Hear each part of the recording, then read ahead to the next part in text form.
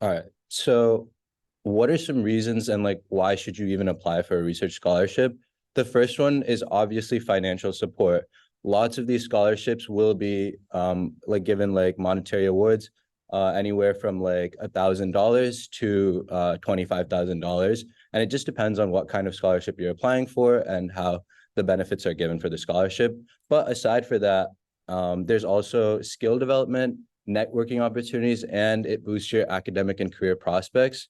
So lots of the times, like when you're doing these scholarships, you'll be meeting with professors, you'll be meeting with the other scholars that have won the scholarship award, and it really creates a good network for like you to reach out to, as well as boosting your academic and career prospects. So, you know, if you're thinking about applying to grad school, it'll really look nice if you have like you're an NSF scholar or if you're part of the university scholar program. Things like these just take your research to another level. Like, yes, there's a lot of students conducting research, but it's how far you can take your research that these grad schools are actually looking for. And so here are like the main types of scholarships. We have merit-based scholarships, some needs-based scholarships. There's also like program-specific scholarships like REUs, but we'll talk about that later. And then there's also like external grants and fellowships. So the first three that we'll talk about, these are all like UF-based scholarships. So you guys have full access to those. But things like the Goldwater Scholar and Fulbright, those are like federal scholarships that you can apply for and federal awards. So those ones are a little bit more competitive. But like in terms of the scholarships, we'll be going through each of these. We'll just gloss over it and we'll tell you guys where to find the information. So like in these next like 6 or 7 slides, when we talk about the scholarships, like you guys don't really need to write stuff down. We'll show you exactly where to find these things. All right, so the first scholarship that we're going to be talking about is the Emerging Scholars Program, and this is to support undergraduates who haven't really been exposed to any research at all.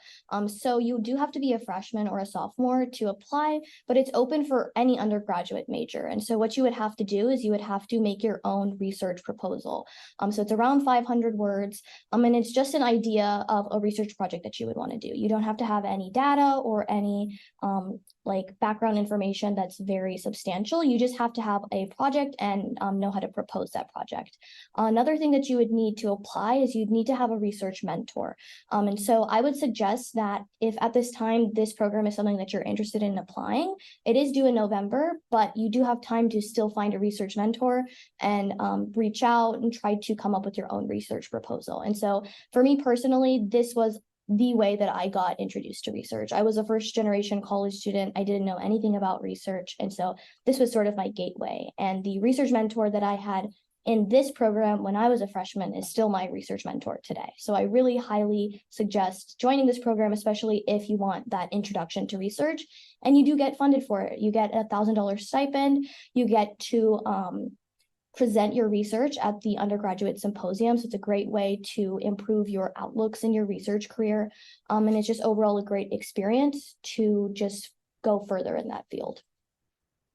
So the next program that I want to talk about is the University Scholars Program. It is very similar to the Emerging Scholars Program.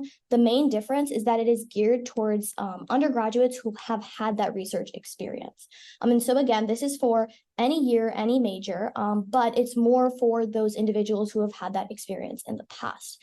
And so the deadline's usually in the spring, but it's a very similar process to the Emerging Scholars Program. You need to create a research proposal and you need to have a research mentor. Yes, you had a question. So about the research mentor, like how do you even Yes, so a research mentor would be someone who conducts research like a professor.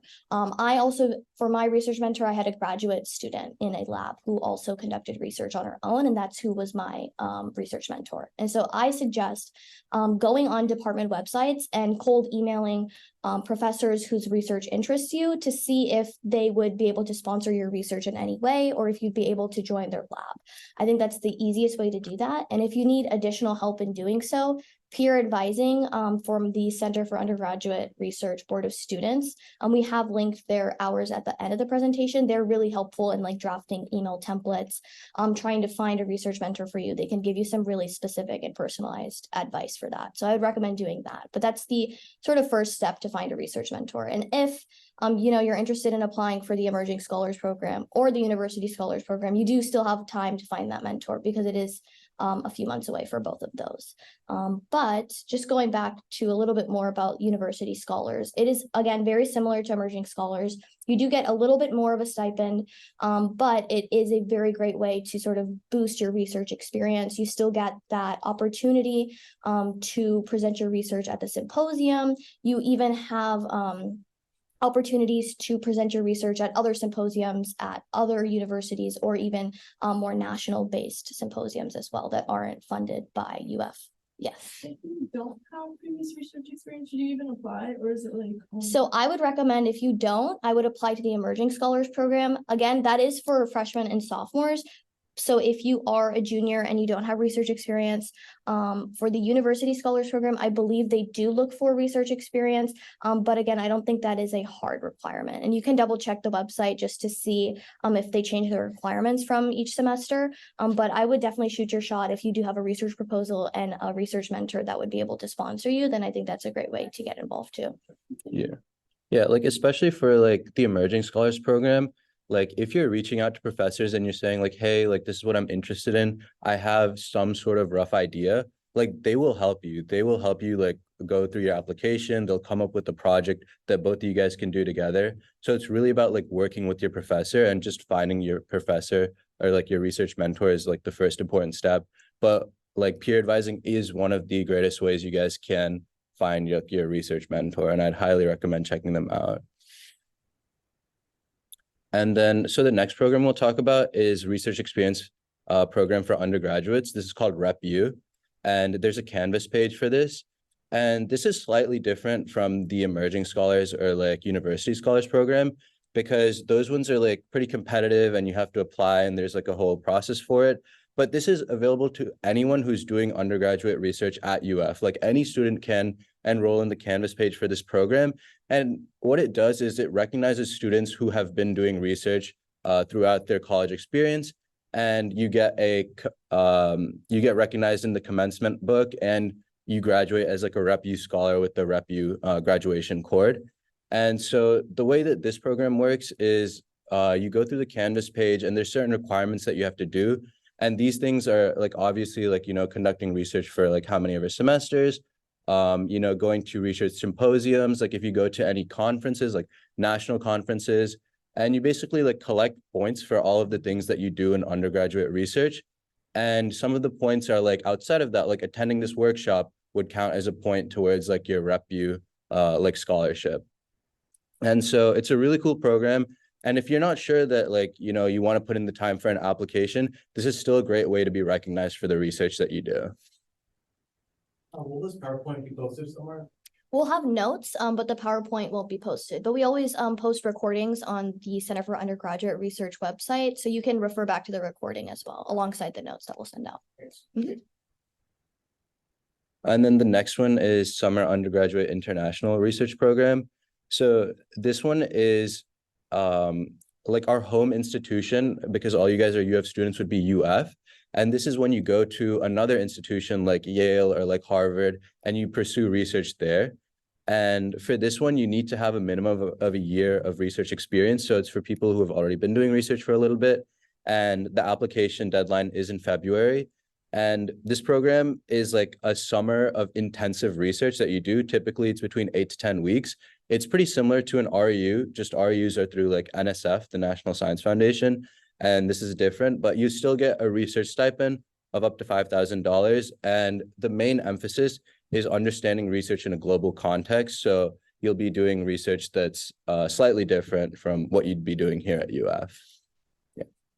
The 1-year requirement for research, that's of February 10th, like the deadline, or is that of the summer, if you happen to know? I'm not 100% sure. We can always like look at the like actual program specifics at the end if you want to like keep that in then. But I think this like year of research experience is just like you have research experience and it's not just like an introductory like semester where like you're still getting used to like the lab stuff. It might be looking for a little bit more advanced than that. Thank you so much. All right, the next scholarship we're going to be talking about is the Pediatric Critical Care Medicine Investigator Scholarship. And so this is aimed for the students who want to have clinical research experiences. There's not very much eligibility. It's just if you're interested in clinical research and want to get involved, this is a great way for you to do so. I believe the deadline was last week. So if you are still in like your freshman or sophomore years, you could think about this going into next year. But it is at least a 2-year commitment, and you have to conduct research 8 to 10 hours per week. And so this program really provides a lot of mentorship, specifically from the clinical aspect. You'll be interacting with graduate students who are clinical coordinators. You'll be interacting with PIs who work directly in the ICU in clinical care settings. And so you'll get that clinical experience while also getting that research experience at the same time. So I think it's a great way to sort of balance your interests, especially if you are a pre-health student. Yeah. How many of you guys are like pre-med, pre-health? A couple. Yeah. This is really a great program. Like you get like your clinical research and you can do this alongside like you know, academic research and stuff like that. So it's something to always consider. All right, so this scholarship is the Florida Georgia Lewis Stokes Alliance for Minority Participation. And so this is to support undergraduate researchers who are from underrepresented minorities. And so you do have to be a STEM major for this, but it is funded by the National Science Foundation. And so there's a little bit eligibility that's merit-based, but the deadline is the fall of each academic year, and this program lasts 2 years. So you'd be receiving funding for around 2 years, and you'd be involved in this alliance for that duration of time. And so you do get a stipend. I believe it varies depending on your need and your merit, but alongside that, you'll get a lot of mentorship, networking, and professional development opportunities. And these programs, they really help provide research opportunities for those who don't know where to look. So first generation college students, if you are first generation college student, you don't really have any idea of where to look, this program might be for you. Yeah. And so like the main difference between this and like USP and ESP is that for the USP and ESP, you can apply with any major. Like it doesn't have to be scientific research. It can be like humanities-based research and stuff like that. So you just apply by your department. Like if you want to do you know, research in the College of Agriculture and Life Sciences, like you'd apply for USP or ESP through that college. And it's like a smaller like selection. Or like if you're doing research in the College of like Liberal Arts, you know, you'd be applying for the College of Liberal Arts scholarship. But now we'll talk about some research scholarships beyond UF. And these are like government sponsored ones or like, you know, larger scholarships. So the first one we have is the McNair Scholars Program. And this is for any major who's earned 60 or more credits. And it's really geared towards first generation, low income or underrepresented minorities. And this looks like a 12-month research period where you'd be doing 1 summer of intense research. So, you know, that 8 to 10 weeks where you're really putting in like close to like 40 hours a week of doing research. And this is a larger scholarship of 2,800. And you also get really intensive training and financial support to facilitate your acceptance into graduate school. So if graduate school is something that you guys are considering, this is a great program because they will help you apply to grad school. And so applications typically open around March and close in April. And they have some pretty specific like deadlines and requirements. So you need to like really be careful with that when you apply. All right, the next one is the Mark Gator STAR program. And so this is for people who are interested in biomedical research. This is also geared towards individuals who are from an underrepresented group. So if you're an individual with a disability or you're a racial or ethnic minority, this is geared for you guys. So the duration is around 24 months. And so you would have 2 semesters of that intensive research, just like Varun said. So typically like over the summer, 8 to 10 weeks of 40 hours a week of doing research. So that would be something that's involved with this program. You do get a monthly stipend of around $1,060, so $25,000 total. So really big scholarship. And 60% of your tuition is covered and your travel support is also covered. So really, really big benefits financially, but there's also research mentorship and professional development training as well. So if you're interested in biomedical research, I definitely look into applying for this program. UF has a website, it's linked above, and we'll send it out in the notes as well. But the application's open in the spring for the 2024-2025 application cycle. Yeah. And so this next one is the Wentworth Travel Scholarship. And this one is a little bit different from all of the ones that we were talking about before. So those really involve like a year long worth of research that you'll be involved with, like maybe an intensive, like, summer where you're spending those 8 to 10 weeks. But this is actually a scholarship which lets you travel to research conferences, and they'll actually subsidize like the cost of travel. So if you go to like, let's say a national research conference in like Washington, D.C., they might be able to pay for your flight. They might be able to pay for your hotel, things like that. And so this is like a rolling admissions process. And it's just like, based on needs and based on like, hey, I'm going to this, like, can I get some funding for it? And each year there's like a monetary fund, and until that fund runs out, like students will be provided with this scholarship. The only like requirement that's notable is that you have to be part of the UF honors program, and you have to have a minimum GPA of 3.0. All right, so next we'll be talking about research experiences for undergraduates. So essentially what this is that you will receive financial support and funding to go conduct research at another institution. So this looks like 8 to 10 weeks of research, and you could get funding from $1,000 all the way to like $5,000 to $6,000.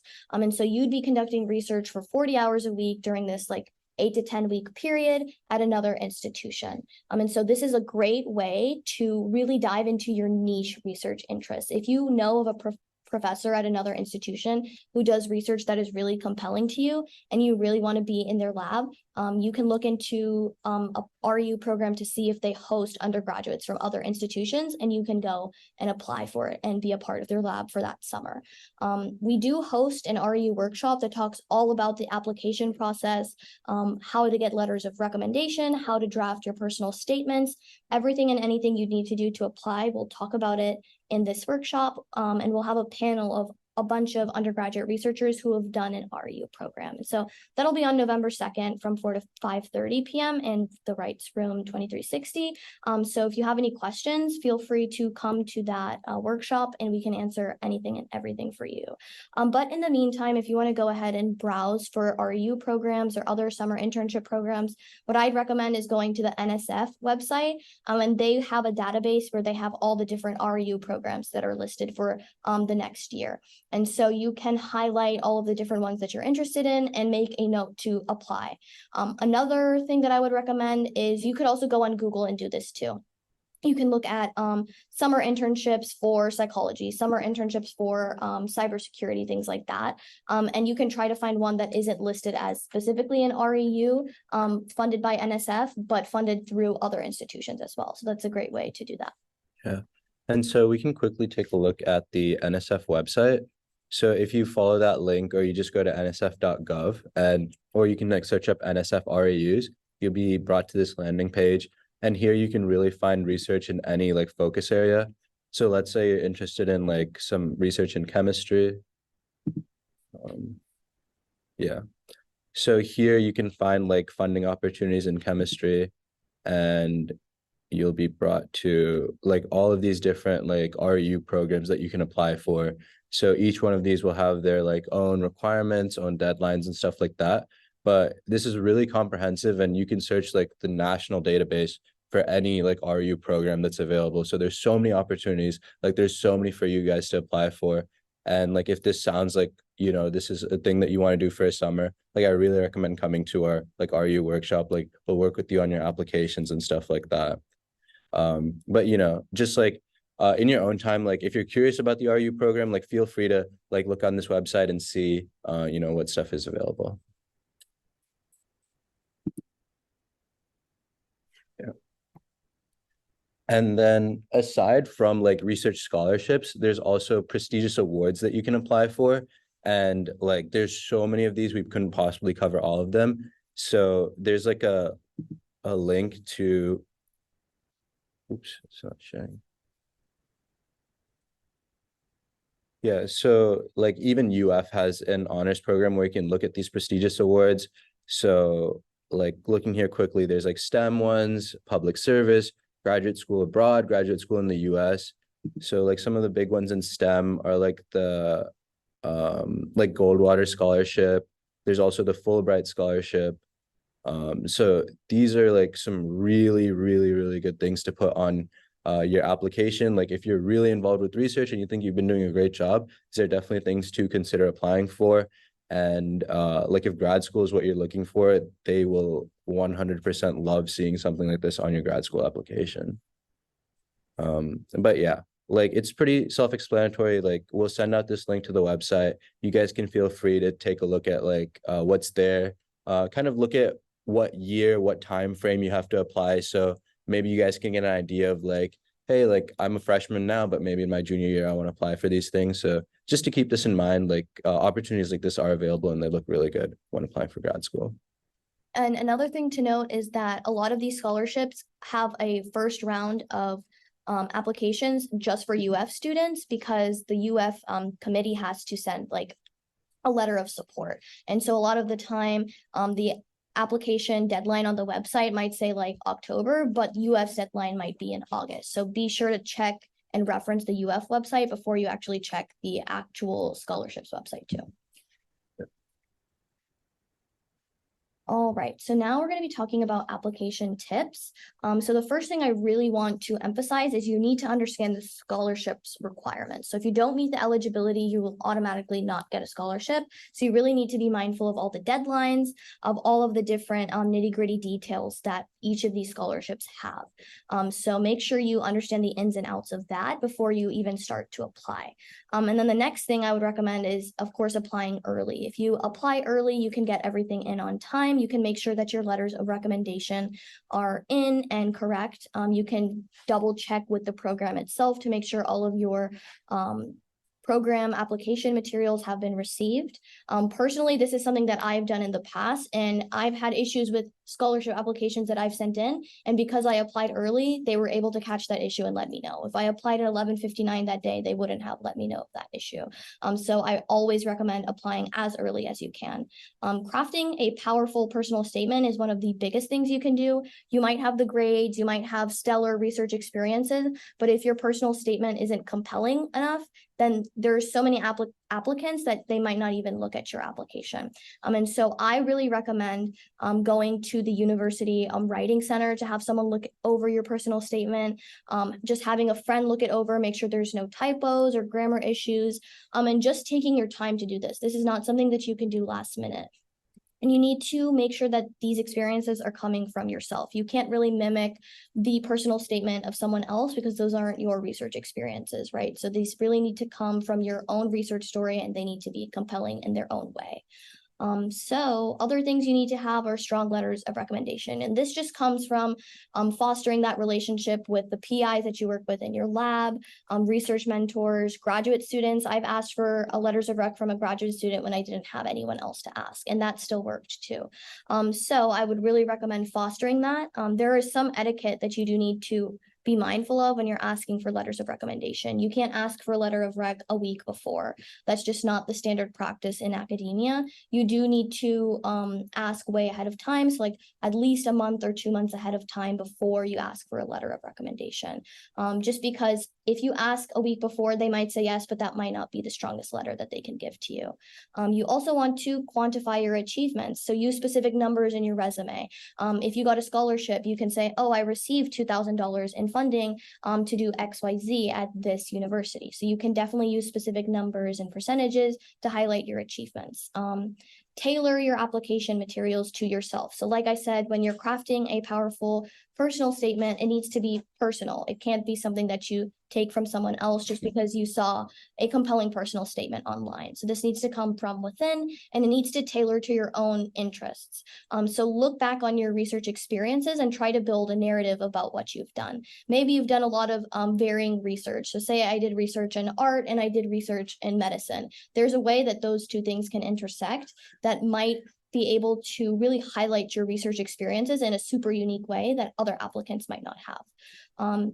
Again, seeking feedback. So before you submit any application, have a friend read over it, have someone from the university read over it to make sure all of your materials are in place, so that you have the best chance of getting that scholarship. And then again, proofreading yourself thoroughly, making sure all of these things are done early so that you have the time to craft a very powerful and compelling application is the number one thing. Yes. Are we able to use the CURBS like peer ops hours as a form for peer review?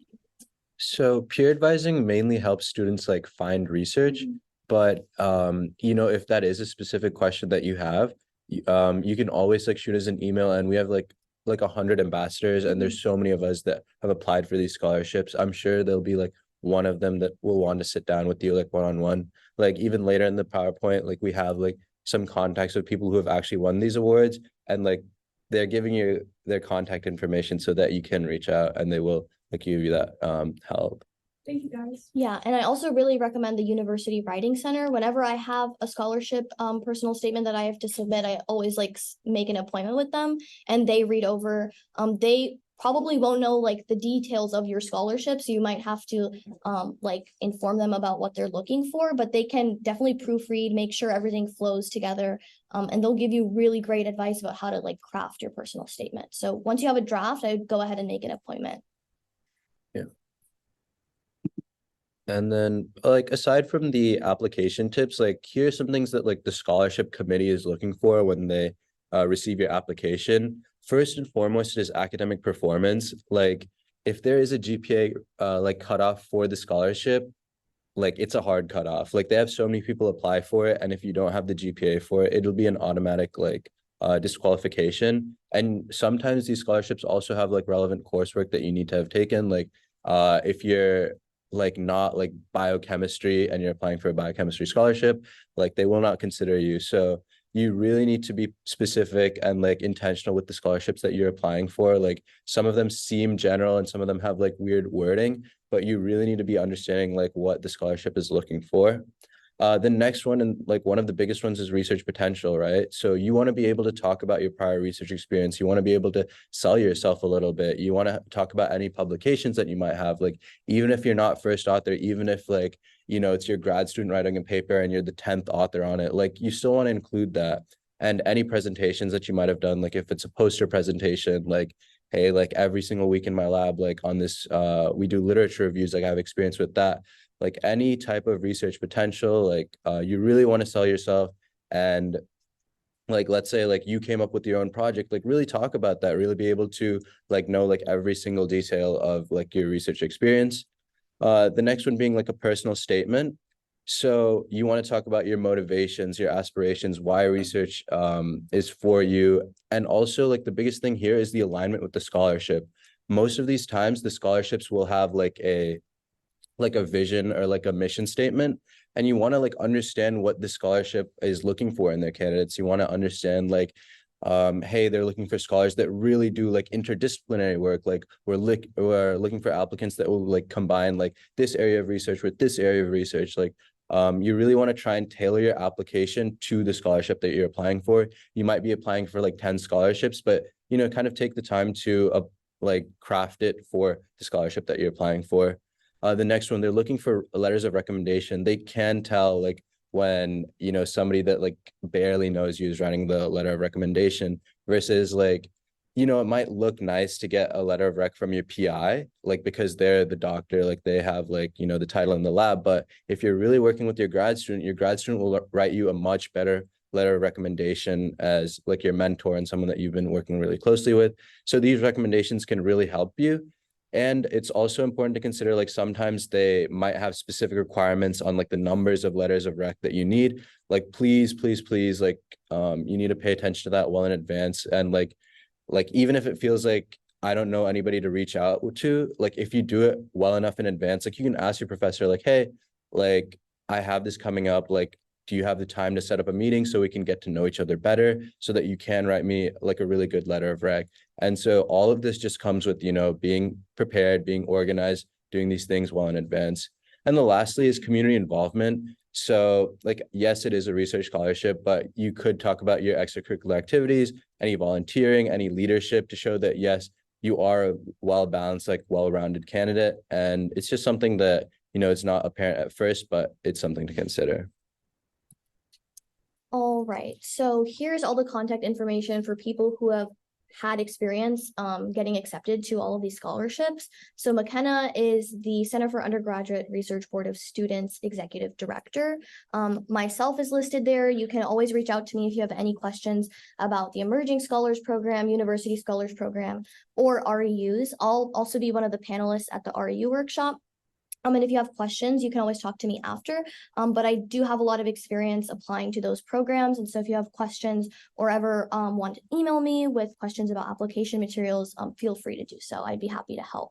And then we also have Anya. She's one of our executive board members as well. And she's done the Emerging Scholars Program. And she has told me that it has helped her so much getting introduced to research. So if you don't have that research experience yet, I would highly recommend doing the Emerging Scholars Program because you still have time to apply. So next, like here's some like easy steps that you take right now. We just have some QR codes like for our website, for our Facebook and Instagram. Our Facebook is really where we like post like this event is happening on this day, like things like that. And on an Instagram, like there's access to all of the CURBS resources. So we just closed our applications for being an ambassador, but like if you're interested in spreading research on campus, it's always something you can apply for next year. We have so many resources on our website, Instagram, and Facebook. It's really a great place.